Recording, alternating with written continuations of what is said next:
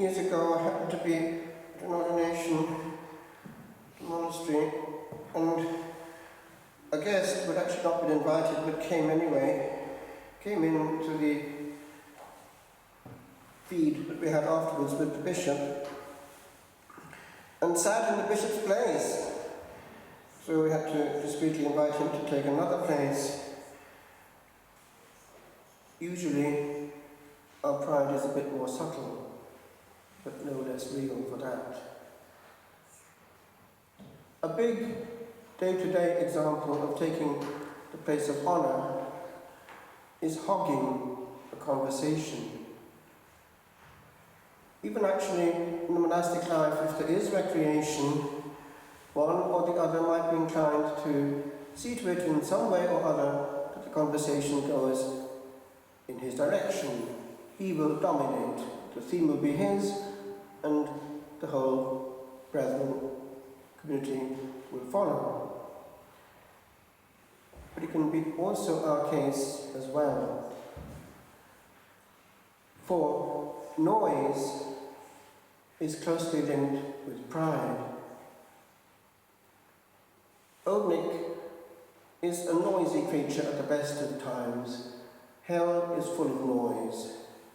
And those who like noise are happy in demonic company. All the saints who have spoken about the interior life, and by the way, the first reading talks about the interior life, the inner man, will say in their own way that an interior life is closely linked with a silent life, at least a disposition to be silent. And there are profound, even psychological reasons for that. Why? What is happening when you talk? You are in emission mode. So too is the exhaust pipe of a car. One of the German words for exhaust is Auspuff. And that's just what a noisy person is. He's puffing exhaust out. Now, the denser, the noisier the exhaust, the greater is the filter to new truth. One is not in input or intake when one is in output and exhaust mode. Think of that next time you insist on hogging a conversation. And actually, the person who talks less tendentially is always being enriched because he's taking in some glimpse of truth that perhaps another human being may have had. It's actually a tactic and a trick. We only have one innings. Do we want to spend it in heavy weight mode or in intimate mode? For actually, the same dynamic applies both with regard to him, Jesus Christ, and with regard to each other. Deep friendship does not need a lot of noise.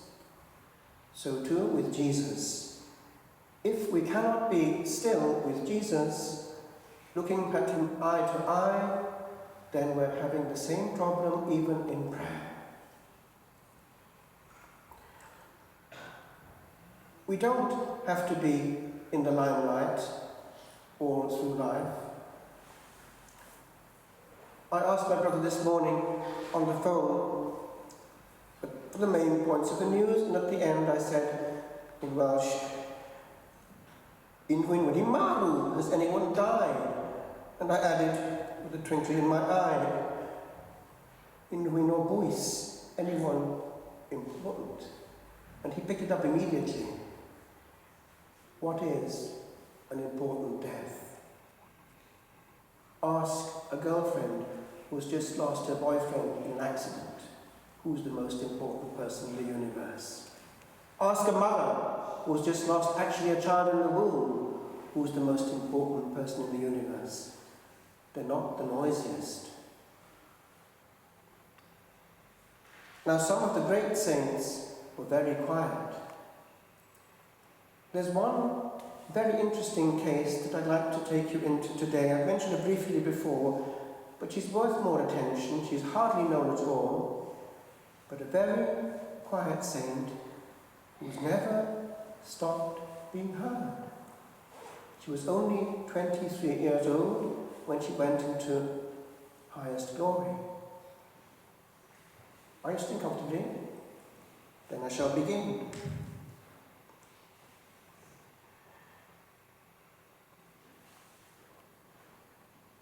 It was Clelia Barbieri. She's living in the 1800s in Italy. Her life edified spontaneously every person who came in contact with her from her earliest youth. She was born into a poor family, hemp farmers. When she was 8, her father died during a cholera epidemic.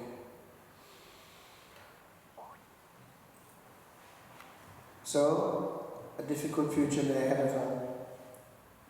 But she was a great consolation for her mother. She learned to use the loom and weave hemp. Devout, and she learned all she could about the faith.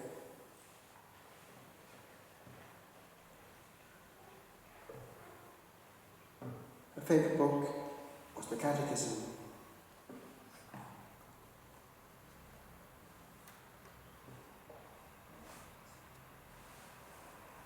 Now, she was a magnet. She drew friends after her, and they were going to help the other poor girls in the area. They were going to teach Christian doctrine. It grew very quickly, but she was not to see it, and she fell ill and angelically went to Jesus. Age of 23. One day, while standing at the window of the community's house, she pointed to a nearby field and prophesied, "Do you see that field next to the church? There, the new house will rise. I will no longer be here. You will increase in number and will spread out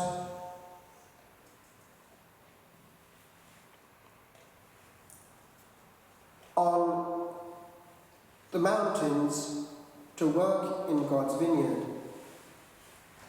Many will come with carriages and horses." It all happened. So, on the 13th of July, 1870, she was carried off by tuberculosis. Her last words were prophetic. "Be brave, because I am going to paradise, but I shall always remain with you. I shall never abandon you." And this is what has happened ever since.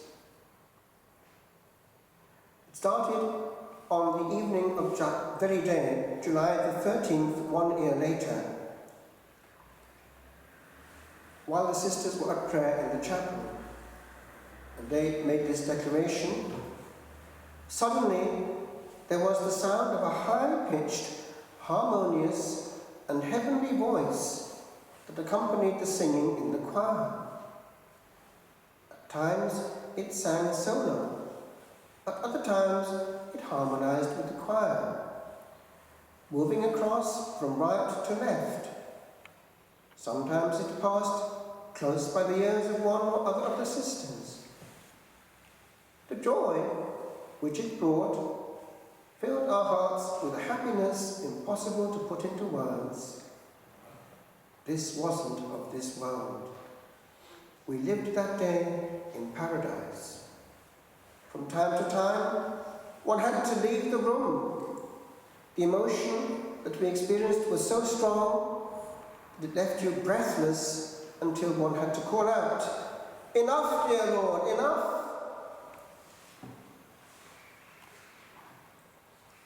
It goes on how they reacted. They couldn't rest all night. They spent it in prayer before the Blessed Sacrament. But it didn't stop.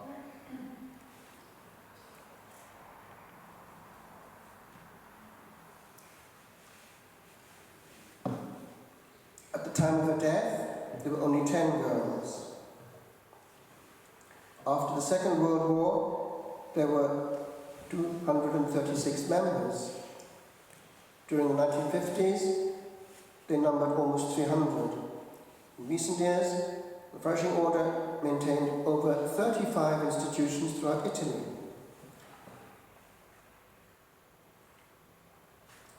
Then, houses in Kerala and Tanzania. But this always happened. In the communities of Usokami and Batakancheri, the sisters hear Clelia's voice, which sings and prays with them in Swahili and in Malayalam.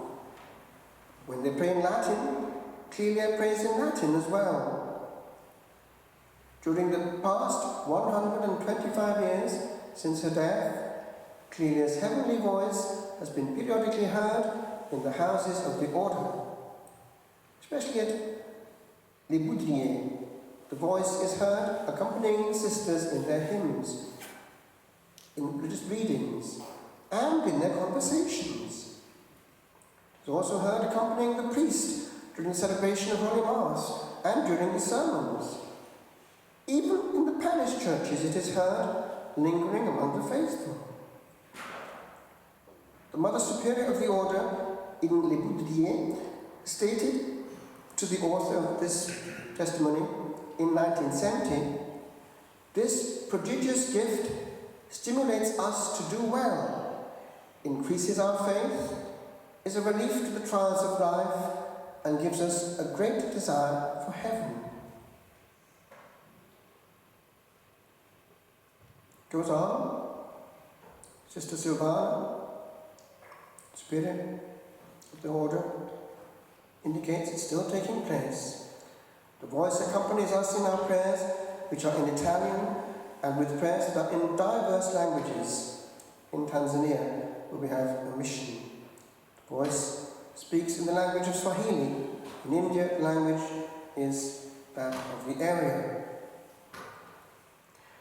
The voice itself has been described as one unlike any of this earth, always sweet and gentle. And that should be our voice too.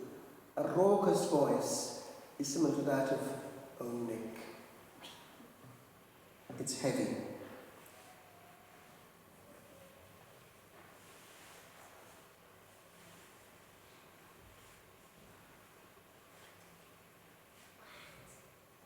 And not only is it frequently accompanied by angelic strains, but is itself often transformed into the purest celestial music.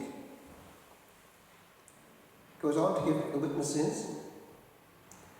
She was beatified on the 27th of October 1968 and canonized on April the 9th, 1989. And on it has gone.